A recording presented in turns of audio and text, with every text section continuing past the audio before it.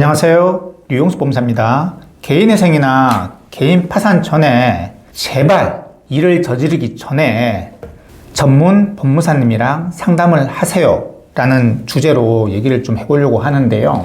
안타까운 경우가 많아요. 그러니까 회생이나 파산에 상담하러 오시는 분들이 개인회생이나 파산에 상당히 악영향을 미치는, 그러니까 개인회생이나 개인 파산 자체가 안 될 수도 있는 일을 이미 저지르시고 임의적으로 판단하시는 거죠. 요렇게 해도 괜찮겠지, 요렇게 하는 게 좋겠지, 요렇게 해도 모르겠지, 법원을 속일 수 있겠지, 이렇게 생각을 하고, 그리고 초록창 검색하시고, 그런데 이상하게 왜 법에 대해서 전혀 모르는 주변 사람들 말을 왜 그렇게 경청을 하시는지 저는 도저히 이해를 못 하겠어요. 엄연히 전문가들이 존재하잖아요. 예전처럼 문턱이 높지가 않잖아요. 그러니까 인터넷상으로도 전문가랑 상담이 가능하고요. 앱으로도 가능한 시대잖아요. 그런데 왜 주변 사람들이 그러던데, 주변 사람들이 이래서 좋다고 하던데, 하여튼 개인 파산 하러 오신 분도 요건이 다 해당돼요.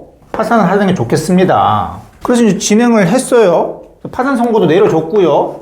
파산 선고는 쉽게 내려지죠. 재산보다 빚이 많으면 바로 되는 거니까.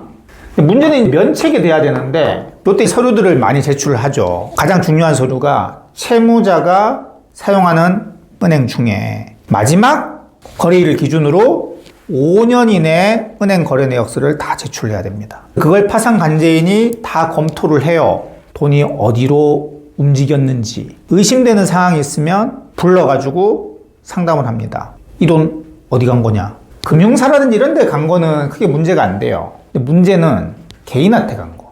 이거 개인 누구냐? 왜 줬냐? 이렇게 나오는 거예요. 빚도 많은 상황에서. 또 저한테까지 얘기를 안 하셨어요.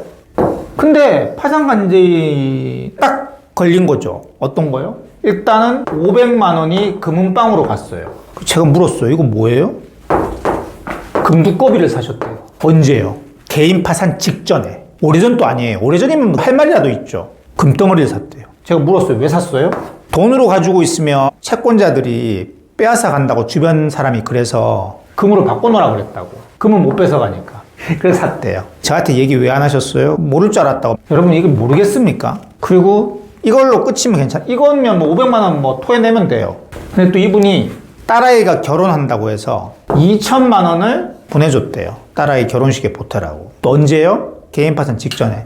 근데 결혼을 개인 파산 직전에 한 건 맞아요. 어머니 마음에서 딸한테 뭐라도 주고 싶겠죠. 그래서 2천만 원 줬대요. 근데 문제는 뭐예요? 지금 어머니 상황이. 어머니가 뭐 여유가 있어가지고 2천만 원 주는 건 괜찮은데 지금 파산을 할 정도로 지금 빚이 많잖아요. 이 상황에서 딸 결혼식에 쓰라고 2천만 원을 준다? 어머니 마음은 이해는 되는데 법원은 누구 편이에요? 중립적인 기관이에요. 중립적인 기관에서 봤을 때 어머니의 마음은 이해되죠. 하지만 법적으로 봤을 때요.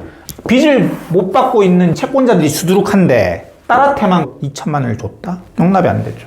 그리고 어떻게 됐어요? 2천만 원 다 토해내라고. 근데 2천만 원이 어디 있어요? 2천만 원 일시불을, 일반인들도 2천만 원 통장에 현금으로 가지고 있는 사람 많지는 않죠. 2천만 원 토해내야 돼요. 그러면 면책해 주겠대요. 없잖아요.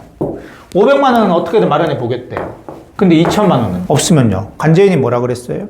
면책 불허하겠다고 얘기를 한 거예요. 그래서 제가 전화를 해가지고 엄마의 심정도 얘기하면서 최대한 좀 분납을 좀 가능하게 해달라라고 해서 그렇게 해서 됐어요.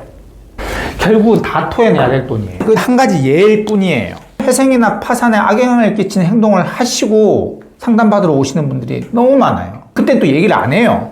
처음에 얘기를 했으면 제가 얘기했겠죠. 이건 안 됩니다. 다 토해내셔야 됩니다. 그런데 그런 얘기를 또 안 하세요. 그래서 제발 주변 사람들 얘기 듣지 말고요. 회생 파산 마음 먹으셨으면 오로지 회생 파산 전문 법무사님이랑 상담을 받으세요. 한 3군데 정도 받으세요. 그래서 그 얘기를 다 종합을 하세요. 그리고 어떤 일을 해도 되는지, 어떤 일을 하면 안 되는지를 얘기를 들으세요. 함부로 현금으로 다 인출해가지고 지금 집에 있대요. 이불 밑에 뒀대요. 몇 천만 원을.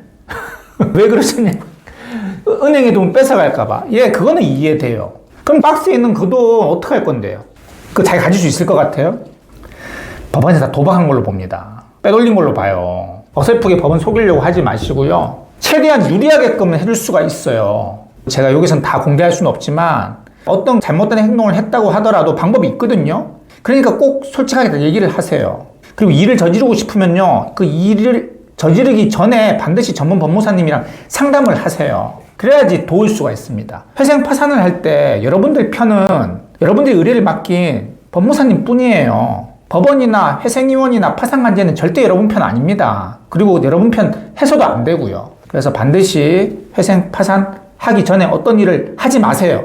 아무것도 하지 마시고 빚을 못 갚을 것 같은데 라고 하시면 바로 전문 법무사님이랑 상담을 하시고 어떤 행동을 하시길 바랍니다. 어떤 행동을 하더라도 반드시 의뢰를 맡긴 법무사님하고 상담을 하고 일을 진행하시길 바랍니다.